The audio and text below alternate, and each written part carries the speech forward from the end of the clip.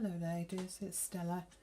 I'm here to show you how I prepare some dye in this milk bottle in order to dye some pages for my junk journal in a different colour other than tea.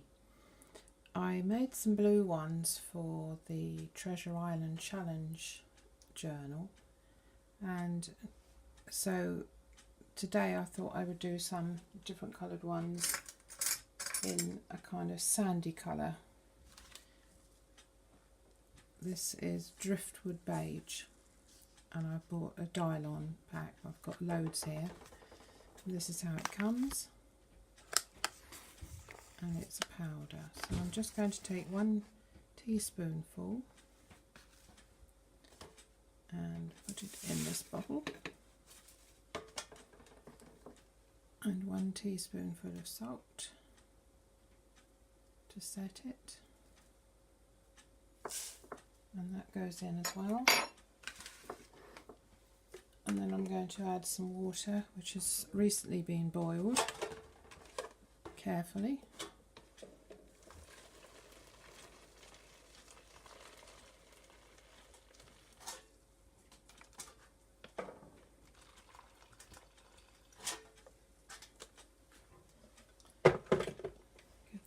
Swoosh. Add some cold water to top it up.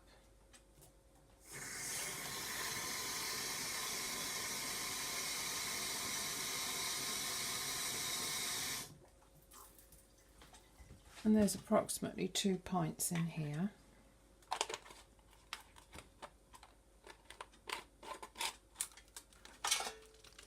And that's a nice browny colour now. And that will last about 2 or 3 weeks. You keep it in the bottle, but make sure you label it.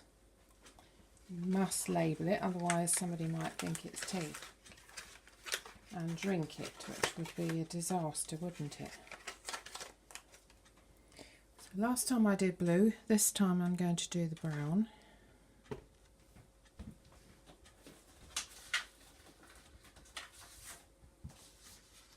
Here's my trusty meat dish, and there's a sheet of white paper, 100 grams like before. I'm going to pour some of this dye in. It's a bit more pinky colour than tea. A little bit of a hint of strawberry there. And I'm going to do some envelopes as well.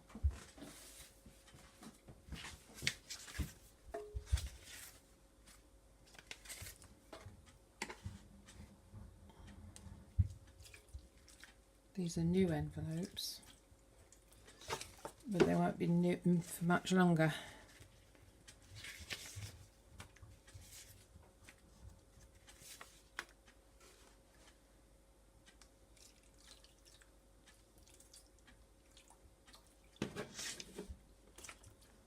That's probably all it will take for one setting, so I'll keep these for another time, because I'm going to keep this liquid with the dye in it in my bottle, so next time you see it, it'll be labelled, and it will have the tea put back into it.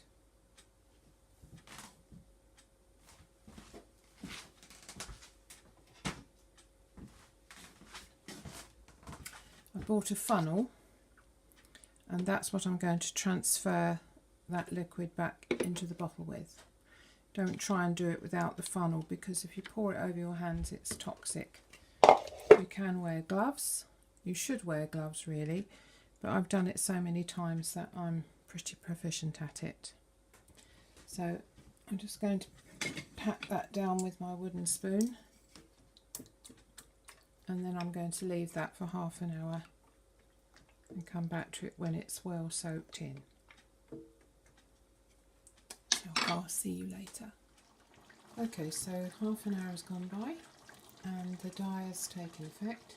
That bubbling noise you can hear is my stew cooking on my cooker, which is just there. So before I cook these papers, I'm just going to add a little bit of extra interest and sprinkle some coffee over the top of the top layer. I've poured off the dye back into the bottle, and the next step is back in the oven to cook for an hour on a low heat. So there's the dye back in the bottle, and I can use that again tomorrow. And I'll come back and show you the final result in an hour. So I've cooked the pages.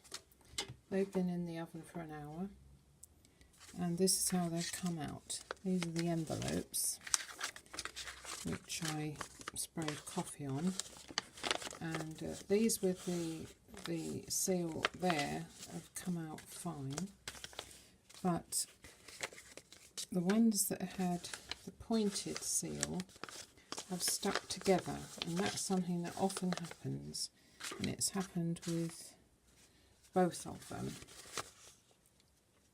That one has come undone at the side and remained stuck at the top, you see. However, it's come out a really nice colour. Here's about the colour. That one's fine, that one's fine.